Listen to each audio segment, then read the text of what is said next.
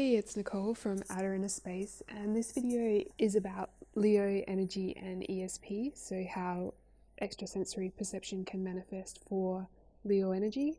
So you can watch this for any Leo placements you have, for 5th house energy, or for wherever Leo is in your natal chart. And the idea behind this series is just to bring a more practical awareness to how extrasensory perception can manifest for you and the different ways in which it can manifest and how to ground your awareness of it, because I feel that everybody has extrasensory perception in one way or another, but quite often because we're not taught about this kind of thing or because it's seen as taboo, we disregard these very subtle messages and inclinations and experiences and aspects of our experience that are actually really important and valuable, and they actually make up a huge part of who we are. And I just feel that if we can lean into these parts of ourselves, then we can really start to enhance our lives, and we can start to see more, and we can reduce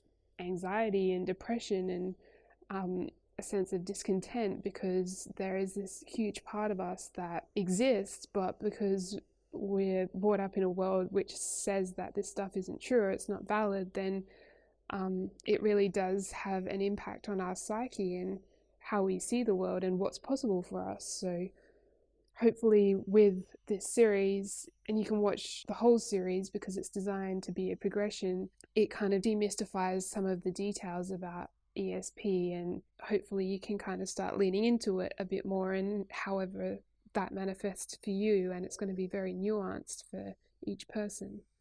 So for Leo energy and 5th house energy, this has so much to do with our imaginative faculties and this sense of wonder and joy and lightness of being. And so in terms of accessing these extrasensory perceptions for Leo energy, it's about going into these imaginative faculties, into your realm of daydreams, and exploring those and not feeling like you can't or that it's a waste of time, because it's such a good investment of your time and energy. In those reveries that you have during the day where you just tune out, it's not that you're tuning out of reality, it's you're tuning into a different form of reality. And just because it isn't three-dimensional doesn't mean it isn't valid. And so pay attention to where your mind goes and what manifests in your mind's eye, and where your heart gets drawn in that sense. It might be to creating something or music or a place that just makes you feel more yourself and more free. And there's information, there's data in those experiences. Same goes for doing any form of creative expression, where this flow energy or this inspiration kind of flows through you. So any kind of writing or drawing, any kind of music, like creating music or even listening to music or dance, anything that is a form of creative expression. In those moments of being connected to that flow state, there's a lot of insight that can kind of travel to you when you're out of the logical mind. And so as much as you can, when you're in these states, concentrate on bringing breath to the body and activating the body in a sense, so that you're not up in your head and thinking about things or editing your work as you go or trying to future jump to some sort of outcome from your creations. Like, the more you can ground yourself in the experience of that flow state, the more your peripheral awareness widens. And when you're not in that beta range of analyzing and thinking and strategizing, but you're in that alpha range of flow and receiving and allowing, then these slower brainwaves allow for more subtle frequencies to enter your experience and your scope of awareness. I talk about this more in the ESP notes in the sense of your body transmitting and receiving information all the time. And so the reason I'm saying to feel into your body and tune into somatic sensations in these flow states and get out of the head is that your body can then literally receive inspiration through your field. It kind of circulates around you and it becomes like a transportive experience to other realms, and kind of like a Disney movie in that sense that you kind of get carried away into your creations and the rest of the world sort of falls away. And that's extrasensory perception, these experiences and these subtle senses. Another thing for Leo energy would be remembering what you used to do when you were little that brought you joy. So that sense of play and that explorative spirit where you weren't affected by other people's rules at that time, where you were really innocent. So it's so natural as we grow up that we think that we can't access that or that it's time not well spent, but it's literally time attuning back to what is your authentic frequency, and there's no time better spent than that. So making time to play, and that might be different to what you used to do when you were a child, but it might be similar.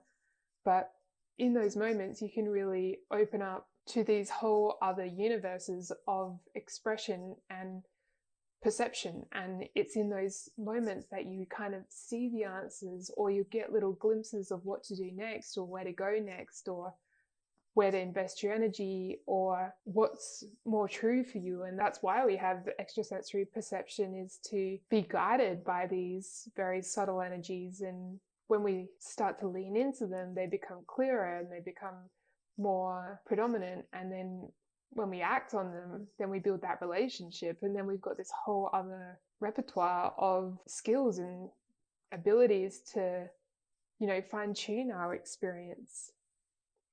And I said in the other videos, Aries through to Cancer so far, that it is worth tuning into the part of the body that represents the sign and feeling for any blockages in that zone. So for Leo, that's the heart. And the reason this is important is because when we're little, we store unprocessed emotions and experiences in that zone and in different zones around the body and in our energy field.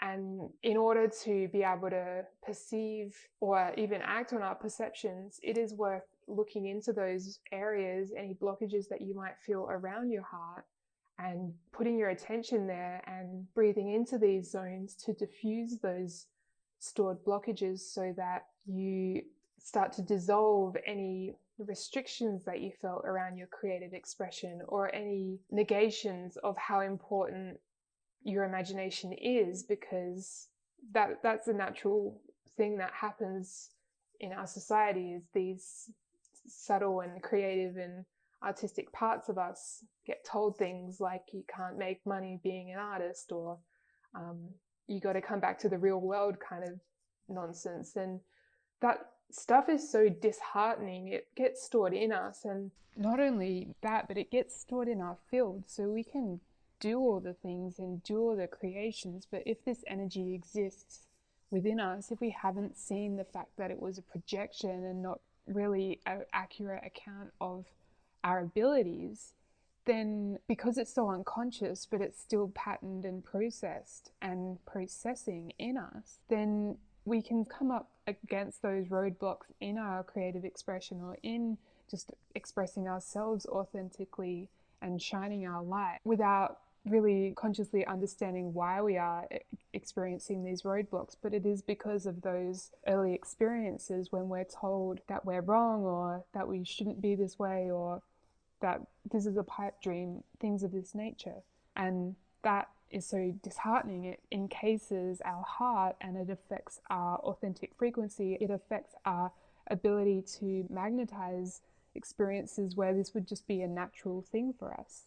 For Leo, it's all about having an open heart. And when your heart isn't open, you're not, it hurts because it's not really who you are, but it's who you've kind of had to mold yourself into in order to be acceptable. So doing things that open up the heart, doing yoga poses that are like chest opening, doing dance where you're just liberating that part of your body, and just being tender with yourself as well, because there is that little child part of you still in there, and it's kind of a bit about reparenting that part of you to let yourself know, and to let that little version of you know that it is okay to create and to play and to explore your imagination as much as you can. So never think that's a waste. That is a perfectly excellent investment of your time and energy. And another thing for Leo energy, which I mentioned in the Leo rising chart ruler video that I did, which is worth watching for more information on Leo energy, is that when you spend time in the sun and absorbing sun rays, you're receiving new data, those neutrinos. That's information that is being transmitted from our solar center. And so taking time during the day to really receive the sun rays and absorb the warmth, and if you can, even like allowing it to fall on your chest or your solar plexus, and really consciously try to receive in these moments. A lot of information can come through from just a few minutes during the day doing this practice. And it might not be that you get them in that exact moment, but residually that data will emanate in your field, and it can imbue you with creative ideas or these visions or this wave of inspiration to give you energy, because that's what the sun does. It gives us energy. That's a really simple and free practice that really, I feel, will help. And in addition to that, another practice that you can do with these light waves is when you're outside, noticing how the sun hits leaves and hits the flora, and softening your vision so it's not direct focus, like you're looking from the side, like the outer corner of your eyes, and allowing your vision to soften. And you'll start to notice all these floating light particles in the air, and the way that light is traveling, and you'll start to see more of the atmosphere lit up by light that you kind of see past when you're looking in a direct way. And then when you're activating this peripheral version of the scene, then you're activating a different part of the brain, the occipital lobe at the back of the brain, which is completely different to your logic and your processing. And this practice is like a way of attuning to these extrasensory perceptions, in the sense that it is using a different part of your visual input and your visual processing centers. And I read something recently which said when we do spend time absorbing sun rays and getting that vitamin D on our skin, it helps us heal when we're sleeping. Like, it activates our cells to regenerate more when we are sleeping. And so you might notice that your dreams become more vivid, and in that time you might be receiving insight in that way. So this is what I mean about extrasensory perception. It's these really subtle things that we're often told don't matter, or we're told nothing about them, because it's so subtle and so nuanced and so specific to you. And just on that, it is challenging often to convey the imprints or the impressions that you get to other people. And I think that's another tough thing about talking about extrasensory perception, is that it has to kind of cross over many fields of awareness to land on another person, and the vibration of it gets changed with language and with other people's beliefs and all this kind of thing, and then we can kind of start to feel that it's not valid. So what I'm saying is that these extrasensory perceptions that you receive are meant just for you and just for your journey and just for your experience. So it's okay to kind of keep it to yourself, or be very discerning about who you communicate these ideas to. So I'm going to leave this here. You might want to watch the other videos in this series to get a more comprehensive view of how ESP can manifest for you, because we have all the expressions of the zodiac in our natal chart, and it is designed to be a progression. And you might also like the chart ruler series I did, and I'll link that at the end of this video, and there's a link to the ESP notes below, and I hope you found some value in this, and I wish you well.